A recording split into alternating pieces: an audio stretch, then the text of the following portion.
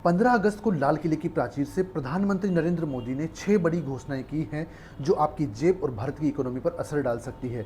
यदि आप जॉब करते हैं या बिजनेस करते हैं या मार्केट में इन्वेस्ट करते हैं तो ये 6 जरूर घोषणाएं जरूर सुनिएगा, बड़ी इंपैक्टफुल है। फर्स्ट नंबर पर आती है 1 लाख करोड़ की रोजगार योजना। प्रधानमंत्री विकसित भारत रोजगार योजना के तहत नए एलिजिबल युवाओं को प्राइवेट जॉब पाने पर 15,000 रुपये तक का इंसेंटिव मिल सकता है और इस योजना का उद्देश्य नए रोजगार सृजन करना है। दूसरे नंबर पर आता है made in India semiconductor mission.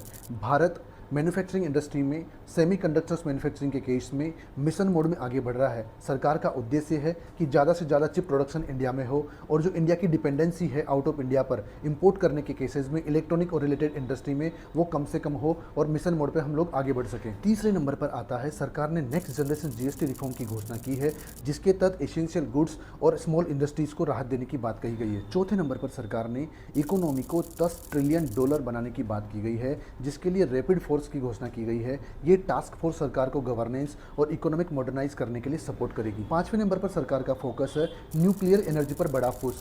10 नए न्यूक्लियर रिएक्टर्स बनाने की घोषणा की गई है। साथ ही 2047 तक न्यूक्लियर जो पावर कैपेसिटी है उसको कई गुना बढ़ाने तक का लक्ष्य गवर्नमेंट ने रखा है। छठे नंबर पर आता है डीप वाटर एक्सप्लोरर मिशन।